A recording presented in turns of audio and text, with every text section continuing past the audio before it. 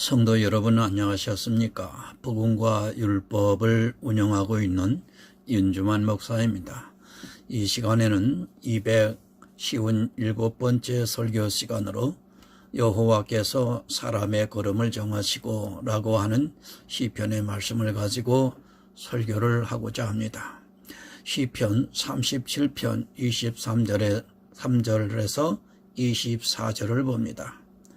여호와께서 사람의 걸음을 정하시고 그 길을 기뻐하시나니 저는 넘어지나 아주 엎드려지지 아니함은 여호와께서 손으로 붙드심이로다. 아멘. 사랑과 은혜가 많으신 아버지 하나님, 복음과 율법을 구분하여 전하고 증거하고 있습니다. 이 시간에 성령께서 함께해 주셔서 예수 그리스도를 깨달아 알아가는 믿음의 부요한 자가 되기를 원하옵고 기도합니다. 율법주의에서 유혹이 되더라도 전혀 흔들림이 없이 믿음에 견고히 서서 끝까지 이기는 자가 되기를 소원합니다.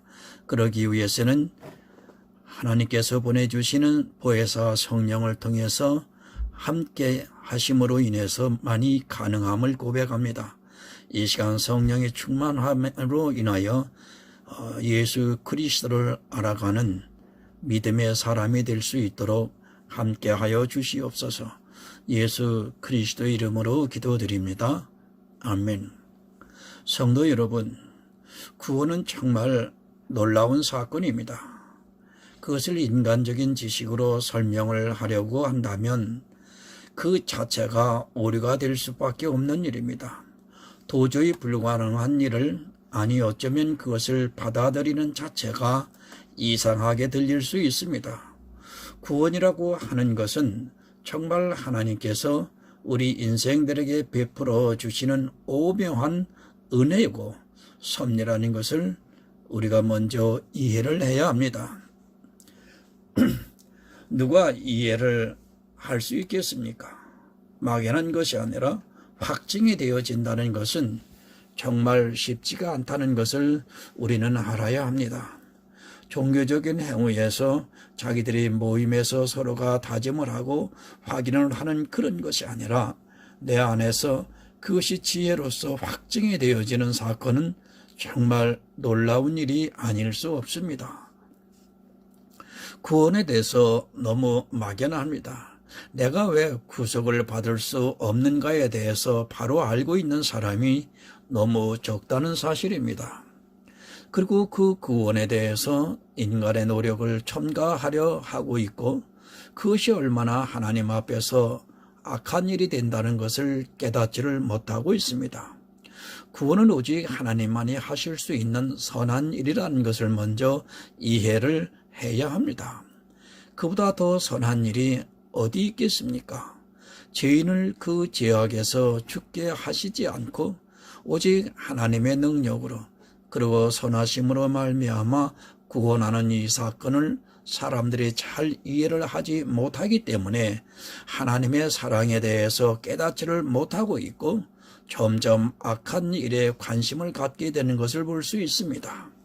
가장 악한 일이 여러분 무엇입니까? 인생들은 사람에게 나쁜 일을 하거나 또 하나님께 대해서 무엇을 잘못한 것을 가지고 악하다고 생각을 하고 있습니다. 그러나 가장 악한 일은 하나님께서 이루고자 하는 구원의 경륜을 폄하하고 또 그것을 자기의 노력도 포함시켜서 하나님과 자기와 함께 그 구원을 만들어 가자고 하는 것이 사실은 가장 악한 일인 것입니다. 마치 이런 일과 같습니다. 경제공황에 빠져 어느 사람이 취직도 못하고 굶어 죽게 되었는데 누군가 그를 보고 불쌍히 여겨 내 집에 들어와서 일을 하라. 그러면 내가 너를 먹여주고 재워주고 돈도 벌 수 있게 해주겠다고 합니다. 그런 선택의 여지가 없기 때문에 그 집에 들어가서 일을 했고 나중에 형편이 점점 좋아지기 시작했습니다. 누가 구원을 해준 것입니까? 그런데 이 사람이 이제 조금 먹고 살만하고 또 자기 앞가림을 하고 하니까 자기가 그 집에서 한 일에 대해서 생각을 하게 되는 것입니다. 물론 전적으로 주인의 은혜지만 그래도 나도 역시 이 집에 들어와 열심히 일했기 때문에 주인이 대우를 해준 것이지, 내가 만약 일을 열심히 안 했다면 주인이 그렇게 해주겠느냐는 생각을 하게 됩니다. 물론 맞는 말이기도 합니다. 그러나 근본적으로 이 주인이 그를 불쌍히 여기지도 않고 그를 집에 들이지도 않았다면 그는 죽고 말았을 것입니다.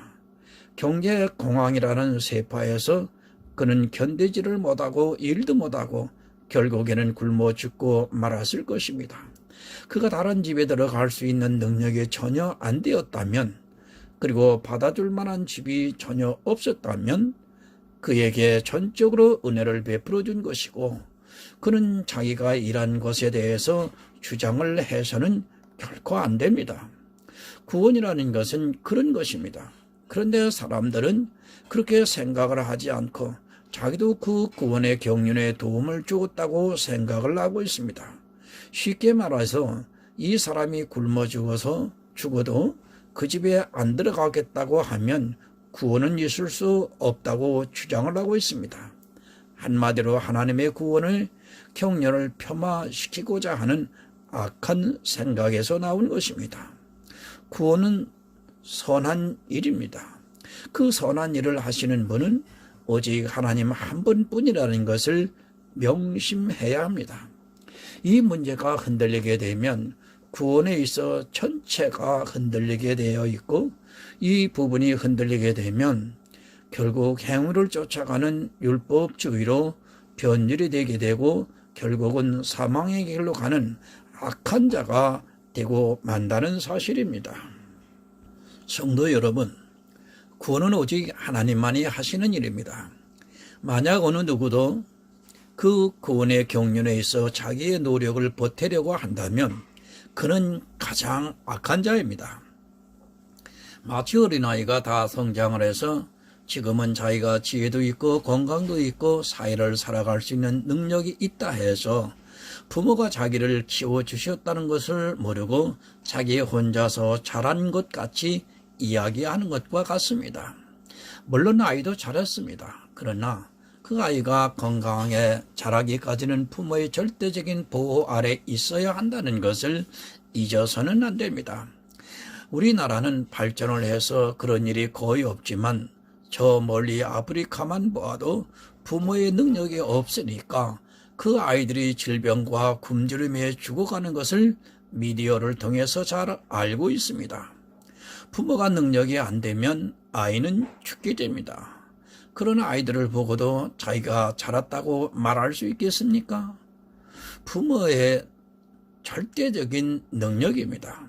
물론 주변에서도 도와주어서 자랄 수도 있겠지만 상식적으로 주변도 그런 능력이 안 된다면 아이는 부모의 절대적인 영향 아래에서 성장을 한다는 것을 잊어서는 안 됩니다. 부모가 지켜주지 못한다면 그 아이는 자기가 아무리 성장을 하고 싶어도 결국에는 사망에 이르게 된다는 것을 알아야 합니다. 그런데 인간이 참 악합니다. 자기가 조금 할 수 있는 능력이 생기기 시작을 하면 그때부터는 부모가 자기를 어떻게 길렀는가를 생각하고 있지 않고 부모의 절대적인 능력에 의해서 자기가 자랐을 것을 잊어버리게 됩니다. 사람들은 그렇게 자기의 행위가 자라기 시작을 하면 은혜라는 것을 잊어버리게 되고 그 다음부터는 세상 상식에 의해 부모를 공경하려고 합니다. 자기 이성에 맞추어 부모를 공경합니다. 부모의 마음이 중요한 것이 아니라 내 이성으로 판단을 해서 이렇게 하는 것이 좋겠다고 하는 생각에 의해서 부모를 공경하고 있습니다. 행위가 자라기 전에는 부모의 절대적인 영향 아래 있었지만 행위가 자라는 순간부터는 자기 생각에 앞서고 자기가 이성적으로 판단을 해서 이것이 옳겠다고 생각이 되면 그대로 행하고 있습니다. 처음에는 복음이 참 좋기만 합니다. 그런데 어느 순간부터 이제 복음보다는 자기가 행하는 행위를 보면서 스스로 만족감을 느끼기 시작을 합니다. 그리고 이제부터는 자기 도리를 하기 위해서 특정한 행위에 집착을 하게 되고 그것을 누군가 칭찬을 하게 되면 그때부터는 율법주의 깊은 나락으로 빠져들어가게 됩니다. 구원을 거절을 하게 됩니다. 아니 자기는 잘한다고 하는 것이 오히려 하나님의 선한 일을 방해하고 있습니다. 하나님의 선하심보다는 자기가 하는 행위가 어느 순간부터 좋게 느껴지기 시작을 하고 그것을 행하는 자신을 보면서 스스로 대견스럽게 생각을 합니다. 이제는 놀라운 구원의 섭리를 알기보다는 자기가 하는 행위가 직접적으로 구원과 연결이 된다고 생각을 하게 되고 점점 깊은 율법주의에 빠져들어가는 것을 볼 수 있습니다. 사도행전 15장 11절을 보면 우리가 저희와 동일하게 주 예수의 은혜로 구원받는 줄을 믿노라 하니라. 여러분, 은혜입니다. 구원은 분명히 예수 그리스도의 은혜입니다. 그런데 자기의 행위가 자라고 보이기 시작을 하면 그 은혜에 자기의 노력을 점점 포함되기 시작을 하고 그러면서 그 은혜가 점점 은혜되지 못하고 있습니다. 거의 모든 사람들이 이 늪에 빠져 헤어나오지를 못하고 있습니다. 은혜입니다. 은혜는 거저 주는 것을 은혜라고 합니다. 자기의 행위가 점점 자라기 시작을 하면 거저 주는 은혜를 거절을 하고 자기도 구원의 능력에 도움을 주고 싶어 하는 것이 바로 인생들입니다. 이것이 발전을 하게 되면 율법주의자가 되고 경건주의자가 되기도 합니다. 내가 한 것이 하나도 없어야 하는데 말로는 그렇게 하면서 은혜라고 말하면서 실제 이것을 안 하면 정죄를 하고 저것을 하면 판단을 하면서 저렇게 해서 천국에 가겠는가 하면서 은혜를 은혜되지 못하게 스스로 말하고 있습니다. 은혜라고 말을 하지 말든지 아니면 은혜라고 말을 하려고 하면 거기에 행위를 포함시키지 말든지 해야 하는데 이것도 아니고 저것도 아니고 아주 어정쩡한 구원론에 대한 생각을 가지고 있습니다. 그들의 주장은 참 설득력이 있는 것 같지만 냉정하게 생각을 하면 그것이 얼마나 이율배반적인 사고에서 나온 생각인가를 쉽게 알 수 있습니다. 은혜는 전적으로 받은 것입니다. 은혜라고 말을 하려면 거기에 내 것이 조금이라도 포함이 되어서는 결코 안 됩니다. 은혜라는 단어의 뜻이 그렇습니다. 만약 내가 행하고 있는 행위가 조금이라도 포함이 되는 순간 은혜라는 단어를 사용해서는 절대 안 됩니다. 만약 어떤 행위를 해야 그리고 어떤 행위를 하지 말아야 구원과 연결이 된다면 그것은 여러분 은혜가 아닌 것입니다. 성경을 잘 보시기 바랍니다. 이스라엘이 애굽에 나와 가나안에 들어가기까지 누구의 능력으로 되었습니까? 거기에서 이스라엘이 자기들의 행위를 주장할 만한 것이 성경에 기록이 되어 있습니까? 순전히 하나님께서 역사를 하심으로 말미암아 이스라엘의 젖과 꿀이 흐르는 가나안 땅에 들어간 것이지 이스라엘은 오히려 악을 행하기에 빨랐습니다. 출애굽기 19장 4절을 한번 보겠습니다. 어떻게 말씀하시는가 하면 나의 애굽 사람에게 어떻게 행하였은가 내가 어떻게 독수리 날개로 너희를 업어 내게로 인도하였음을 너희가 보았느니라. 그들은 몰랐습니다. 하나님께서 애굽에서 자기들을 어떻게 인도해내시고 또 어떻게 가나안에 들어가게 해 주실 줄을 모르고 있었습니다. 그래서 그들은 원망도 하고 다투기도 하고 또 간음을 하다가 결국은 광야에서 다수가 죽임을 당하고 말았습니다. 오직 하나님께서 인도하셨습니다. 출애굽을 통해 성경에서 우리에게 분명히 가르쳐주고 있는데도 아직까지도 그것을 깨닫지를 못하고 자기들의 의를 드러내려고 합니다. 사단은 너무 교묘해서 이렇게 은혜를 은혜되지 못하게 함으로써 온전한 믿음을 갖지 못하게 만들고 있지만, 사람들은 그 사단의 기력에 빠져서 그것이 잘하는 것으로 오해를 하고 있습니다. 자기들이 하나님을 위해 일하는 그것을 통해 사실은 은혜가 은혜되지 못한다는 것을 깨닫지를 못하고 있습니다. 본문 23절을 보겠습니다. 여호와께서 사람의 걸음을 정하시고 그 길을 기뻐하시나니. 복음을 전할 때 무조건적인 선택을 말하면 사람이 로봇이냐고 묻는 사람들이 있습니다. 모든 것을 다 하나님이 하시고 나는 그저 따라가기만 하면, 더구나 모든 것이 다 정해져 있으면 우리 인생은 꼭두가시냐 아니면 로봇이냐고 반문을 하고 따지는 사람들이 참 많이 있습니다. 하나님께서 사람의 걸음을 정하셨다면 내가 해야 할 것이 무엇이 있냐고 나는 그저 막연하게 살아도 되겠네 하는 사람들이 있습니다. 여러분이 이 문제가 참 심각합니다. 아니, 받아들이기가 참 힘이 듭니다. 모든 내 걸음을 정하시고 나는 로봇과 같이 그렇게 되어진다면 참으로 내가 왜 세상을 살아가야 하는가에 대한 회의까지 들게 됩니다. 그런데 그런 생각이 드는 것은 바로 내 행위가 자랐다는 증거이기도 합니다. 만약 갓난아이에게 이 말을 한다면 어떻게 받아들이겠습니까? 부모가 그 걸음을 정하고 있습니다. 혹시라도 아이가 사고를 당할까봐 부모는 한시도 그 아이에게 눈을 떼지 아니하고 아이가 안전한 곳으로 가게 하기 위해서 부모의 생각에 따라 아이를 보살피고 있습니다. 아이에게는 당연하게 생각이 되는 이 말이 행위가 자란 어른에게는 아마 생각하기도 싫은 말입니다. 저 역시도 만약 누군가가 이렇게 말을 하고 있다면 제 성질에 못 이겨서 살지를 못할 것입니다. 하나님께서 사람을 로봇으로 만드셨겠습니까?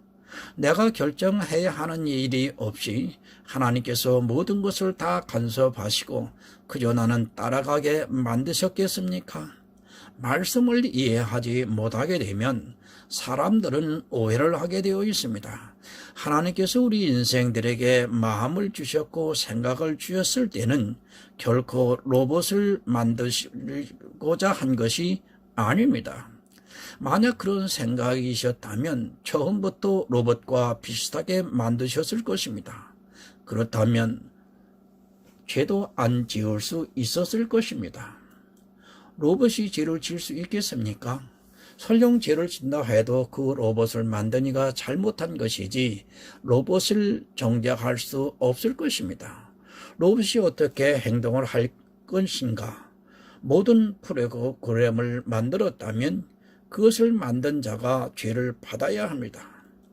우리 사람도 역시 만약 하나님께서 모든 걸음을 정하셨다면 그것은 내가 잘못한 것이 아니라 하나님께서 잘못한 것이 되고 맙니다. 그러나 여러분, 분명한 것은 사람의 걸음을 정하셨습니다. 그것은 내가 이 세상에 어떻게 사는가 하는 것에 대해서 걸음을 정하셨다기보다는 내가 구원을 받기로 예정되었다는 말씀입니다.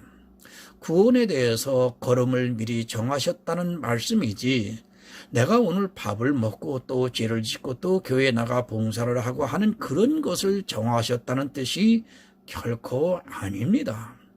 그런 것은 우리에게 마음의 생각을 주셔서 자유롭게 하시고 있습니다.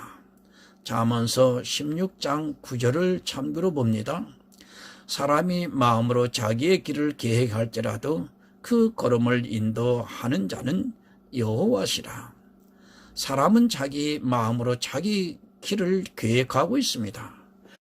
내가 어떤 길을 갈까를 늘 마음으로 생각을 하고 있고 그 마음에 있는 생각대로 자기 걸음을 가고 있습니다. 내 마음에 있는 생각에 의해서 걸음을 걷고 있는 것이지 결코 하나님의 로봇이 아니라는 것을 받아들여야 하고 또한 그렇게 주장을 해서도 안 됩니다. 이 부분에서 오해를 하는 사람들이 참 많습니다. 칼뱅주의를 가르치다 보면 바로 자기 생각과 행위가 잘한 사람들로부터 이러한 공격을 받게 됩니다. 그들은 절대로 인정을 하지 않고 자기들이 로봇이냐고 아주 불쾌감을 나타내고 있습니다. 성경은 어느 곳에서도 사람을 로봇이라고 말씀을 하고 있지 않습니다.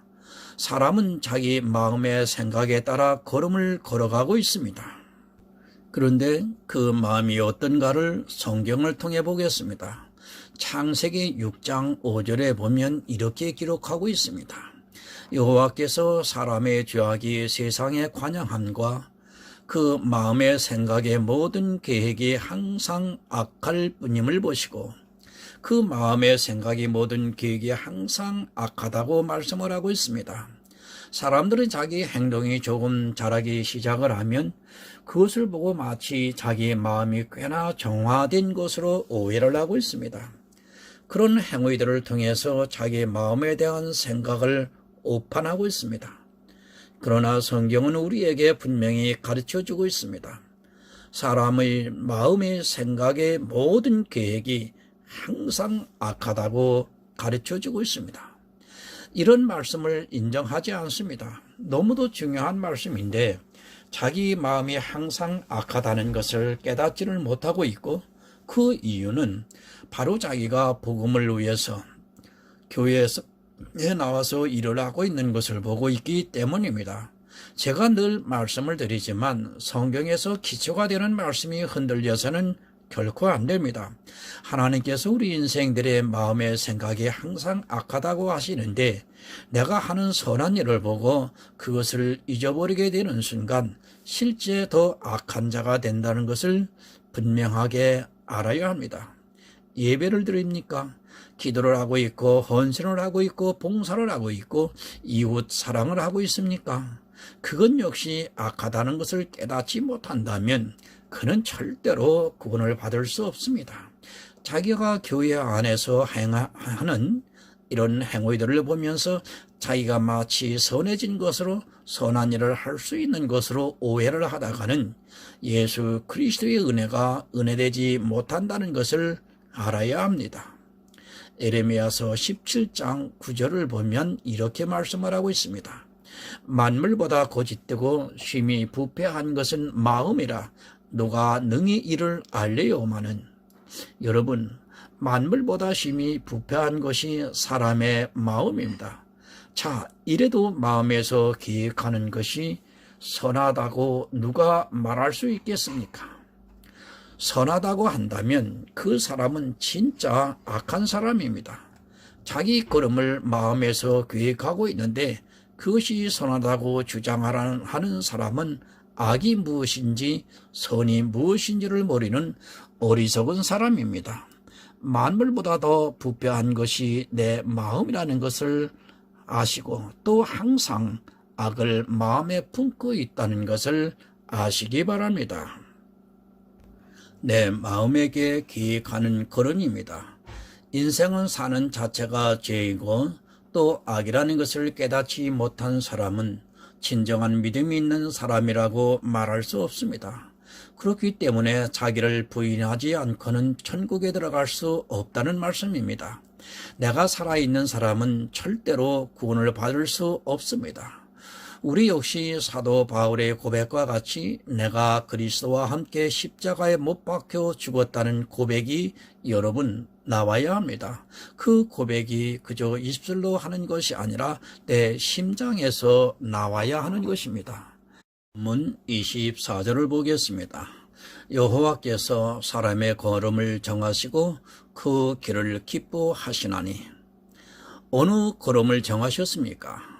나를 구원하시는 그 걸음을 정하셨다는 말씀입니다.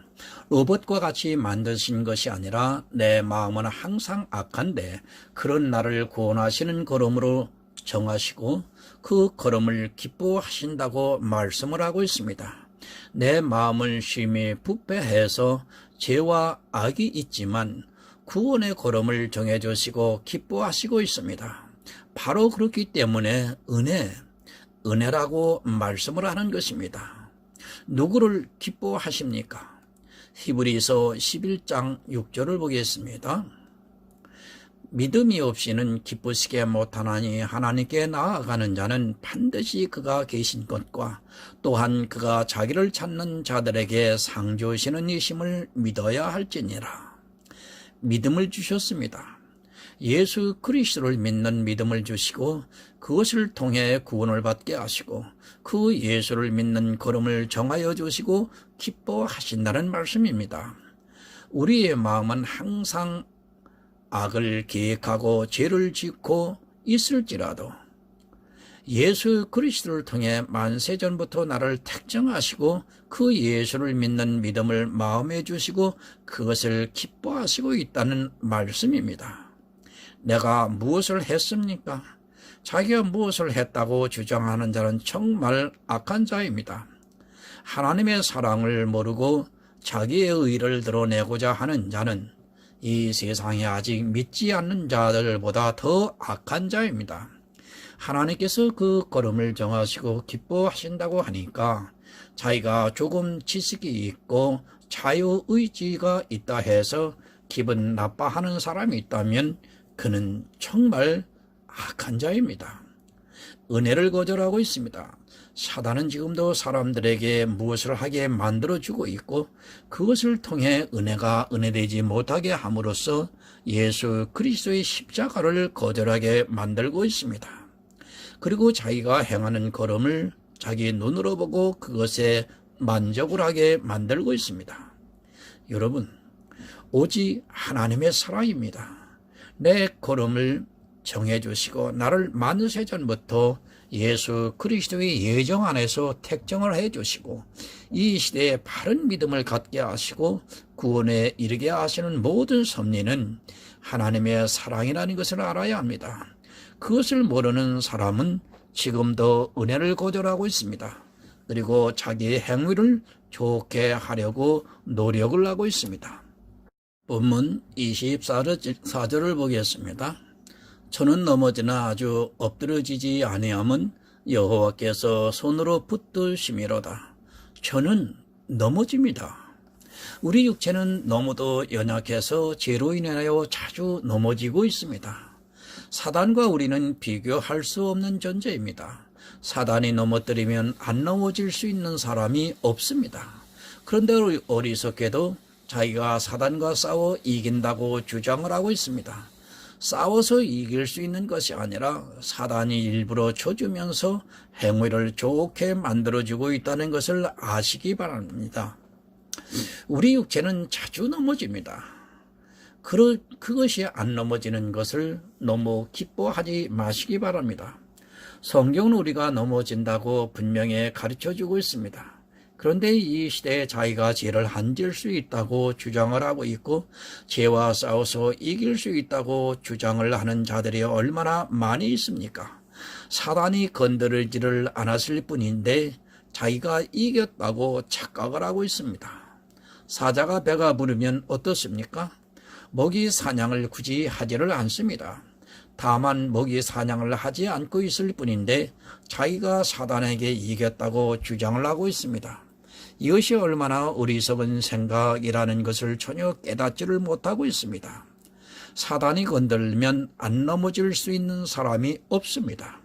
설령 성령이 나를 감동하여 준다 해도 역시 넘어진다는 것을 인정해야 합니다. 그런데 아주 엎드려지지는 않습니다. 무슨 말씀이냐면 우리 육체는 사단이 건들면 넘어지나 아주 엎드려지지는 않는다는 말씀입니다. 즉 내 영혼은 구원을 받는다는 말씀입니다. 주님께서 우리 손을 붙들어 주시기 때문에 비록 자주 엎드려 넘어질지라도 하나님의 손은 만유보다 크심에 악한 자가 나를 하나님의 손에서 빼앗을 수 없다는 말씀입니다. 절대 여러분 안심하시기 바랍니다. 내 육체가 넘어지는 것을 보면서 스스로 정죄에 빠지지 말고 하나님께서 마녀보다 더 크신 손으로 사단보다 더 강한 손으로 붙들고 있기 때문에 내 영혼이 아주 엎드려지지 않는다는 것을 믿으시기 바랍니다. 이것이 바로 성도의 믿음인 것입니다. 그런데 이 믿음을 갖기보다는 사람의 생각이 항상 악해서 스스로 구원에 이르려고 행위에 빠져들어가고 있습니다. 여러분, 믿으시기 바랍니다. 믿음이 아니고는 절대로 구원을 받을 수 없고 또 하나님을 기쁘시게 할 수도 없습니다. 이 믿음이 든든한 성도는 하나님께서 그 걸음을 정해 놓으시고 지금도 구원해 주시고 있습니다. 예수 그리스도의 은혜를 믿어 구원을 받아 축복을 누리시는 하늘의 아름다운 성도가 되시기를 이 아침에 예수 그리스도의 이름으로 부탁을 드립니다. 하나님 아버지, 복음과 율법의 시간을 통해서 영생의 말씀을 전하고 듣습니다. 하나님, 바로 전하고 바로 깨달아 구원에 이르는 믿음의 성도가 될 수 있도록 인도하여 주시옵소서. 감사하며 예수 그리스도의 이름으로 기도드리옵나이다. 아멘.